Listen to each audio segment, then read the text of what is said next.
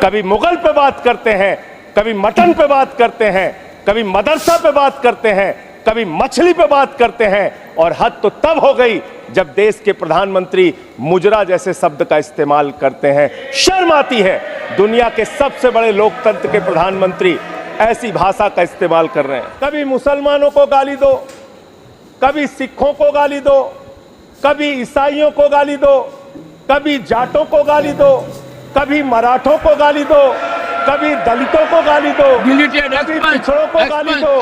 आप सिर्फ गाली देते रहते हैं। मान्यवर, ये गाली देना बंद कीजिए मान्यवर।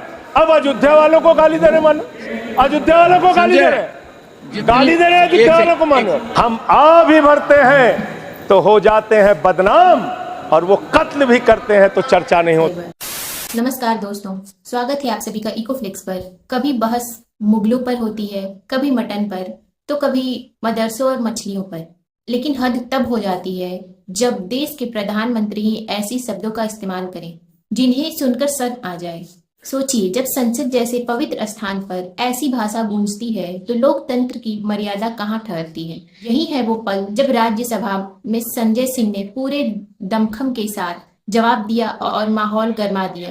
तो वीडियो को स्किप बिल्कुल भी नहीं कीजिएगा। चलिए वीडियो को स्टार्ट करते हैं। जब व्यक्ति अहंकार में होता है तो उसको कुछ दिखाई नहीं पड़ता मान्यवर। रावण भी अहंकार में था। उसने लगा प्रभु श्री राम वनों में रहने वाले, जंगलों में रहने वाले, वो मेरा क्या बिगाड़ पाएंगे। लेकिन भालुओं की, बानरों की सेना बनाकर लंका को आग लगाने का काम प्रभु श्री राम ने किया। रावण का नाश करने का काम प्रभु श्री राम ने किया। उस अहंकार का भी नाश होगा। और आप पता नहीं क्यों रिजल्ट को समझ नहीं पा रहे। आपने कहा, चुनाव के दौरान हमने एक भाषण और सुना मान्यवर, कि आपकी संपत्ति लेके ये भाग जाएंगे, वो भाग जाएंगे, वो भाग जाएंगे। अरे संपत्ति कौन कौन लेके भागा है, ये तो सर्वविदित सत्य है। 20,000 करोड़ रुपए लेके नीरव मोदी भाग गया, 10,000 करोड़ रुपए लेके विजय माल्या भाग गया, 3,000 करोड़ लेके ललित मोदी भाग गया। ये कौन है? ये कौन है? बड़े बड़े पूंजीपति। और मान्यवर, दूसरे सदन में इनका दिया गया जवाब है। मैं चाहूंगा आपके माध्यम से सरकार को इसका जवाब जरूर देना। तो उसके बारे में मेरे साथ ये बहस कर सकते हैं, जो प्रस्ताव लाना हो ला सकते हैं। ये सर्वविदित सत्य है। मैं आपको बता रहा हूं मान्यवर, 3,53,000 करोड़ रुपए बैंक सेटलमेंट के, 3,53,655 करोड़ रुपए बैंक सेटलमेंट के नाम पे 43 कंपनियों का माफ किया गया। 43 कंपनियों का। इसका रिकॉर्ड आपके सामने मैं रख दूंगा। मान्यवर, संपत्ति आप कहां पहुंचा रहे हैं, किसको पहुंचा रहे हैं, किस लिए आप काम कर रहे हैं, किसके लिए काम कर रहे हैं, ये पूरे देश को जानना चाहिए। आपने रेलवे की उन्नति की चर्चा की है, वंदे मेट्रो की चर्चा की है। हमारे एक मित्र कह रहे थे ट्रेन में सफ़र, मैं शायद ट्रेन में भी सफ़र किया हूँ, रोड से भी सफ़र किया हूँ, इतना सफ़र किया हूँ कि उसके आंकड़े जब सामने आएंगे तो वो एक गाथा लिखी जा सकती है उस पर। ट्रेन में सफ़र करने वालों की हालत आज क्या है? इंसान को भूसे की तरह भर के एक जगह से दूसरे जगह जाना पड़ता है मान्यवर। लखनऊ में उतरिए, वहाँ पर कुली मिले मुझे मान्यवर।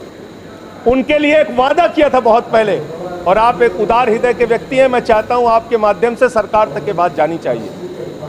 कुलियों को वादा किया इस सरकार ने कि आपके बच्चों को नौकरी दी जाएगी। कुलियों को वादा किया वर्दी दी जाएगी, तमाम प्रकार की सुविधाएं दी जाएंगी। उनका ज्ञापन मेरे पास पड़ा हुआ है। आज भी उनकी मांगों के बारे में कोई सुना नहीं। आपने इस देश के नौजवानों के साथ क्या किया? पेपर लीक पे पेपर लीक, पेपर लीक पे पेपर लीक, नीट का पेपर लीक, उत्तर प्रदेश में दरोगा की भर्ती का पेपर लीक, गुजरात में पेपर लीक, राजस्थान में पेपर लीक, बिहार में पेपर लीक। 2 साल में 70 पेपर लीक हुए मान्यवर, 70 पेपर लीक। इस देश के नौजवानों के साथ आपने खिलवाड़ करने का काम किया। 2 करोड़ छात्रों और नौजवानों की जिंदगी बर्बाद हुई पेपर लीक के कारण। कौन जिम्मेदार है उसके लिए? कैसे कार्रवाई होगी? किस तरह से आप लोग मुद्दों से ध्यान हटाना चाहते हैं। सभी का ध्यान बांटा जा रहा है, सभी का ध्यान बांटा जा रहा है।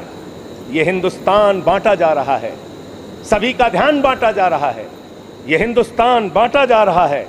हमें ये मंदिर और मस्जिद दिखाकर हमारा ध्यान बांटा जा रहा है, हमारा ध्यान बांटा जा रहा है।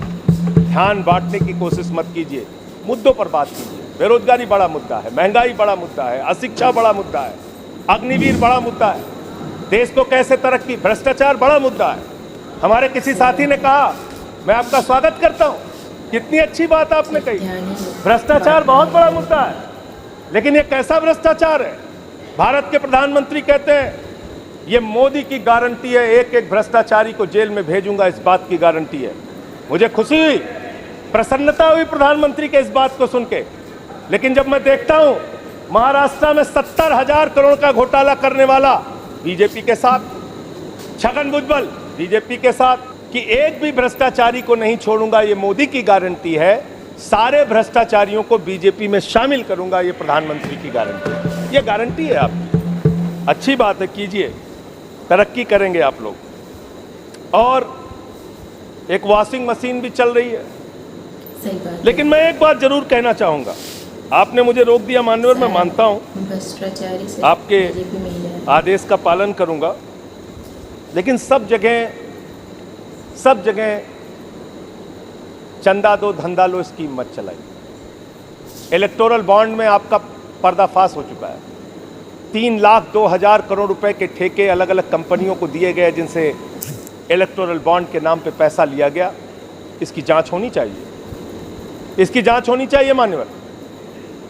और मैं अयोध्या का जिक्र करने लगा, आप सब लोग नाराज हो गए। मेरे मन में भी नाराजगी है, गुस्सा है। मैंने चिताया था आपको, एप्लीकेशन भी दी थी, कोतवाली तहरीर दी थी। प्रभु श्री राम के मंदिर के स्थल पर ऐसे काम नहीं होने चाहिए। सड़कों पे गड्ढे बनेंगे तो सवाल उठेंगे, और वो सवाल आपसे पूछे जाएंगे। मान्यवर, प्रभु श्री राम है, आपने उनके लिए गाना बना दिया, जो राम को लाए हैं हम उनको लाएंगे। बताइए आप, यहां पर बैठा हुआ कोई व्यक्ति क्या इस हैसियत में है कि वो राम को ला सकता है? नहीं, भगवान श्री राम हम सबको लेके आए हैं। भगवान इंसान को लेके आता है, कोई इंसान भगवान को नहीं ला सकता। और प्रभु श्री राम के लिए हमारे एक बहुत पुराने कवि हैं यमुना प्रसाद उपाध्याय जी, उन्होंने लाइन लिखी थी कि तुम्हारी पोल पट्टी खोलने लग जाए तो क्या हो, तुम्हारी पोल पट्टी खोलने लग जाए तो क्या हो, अगर मंदिर की मूरत बोलने लग जाए तो क्या हो, बताओ ब्रह्म बेला में जहां तुम पाप धोते हो, वही सरयू का पानी खौलने लग जाए तो क्या हो। तो दोस्तों, यही है हमारे लोकतंत्र की असली तस्वीर, जहां सवाल उठते हैं तो जवाब भी उठते हैं। संजय सिंह के तेवर संसद में गूंजे और देश भर में बहस छेड़ गए। अब फैसला जनता के हाथ में है, कौन सी भाषा हमारे लोकतंत्र की पहचान बनेगी। अगर ये वीडियो आप सभी को पसंद आया हो तो वीडियो को लाइक करें, शेयर करें और हमारे चैनल इकोफ्लिक्स को सब्सक्राइब करना ना भूलें। चलिए फिर मिलेंगे कभी किसी और वीडियो में, तब तक के लिए धन्यवाद।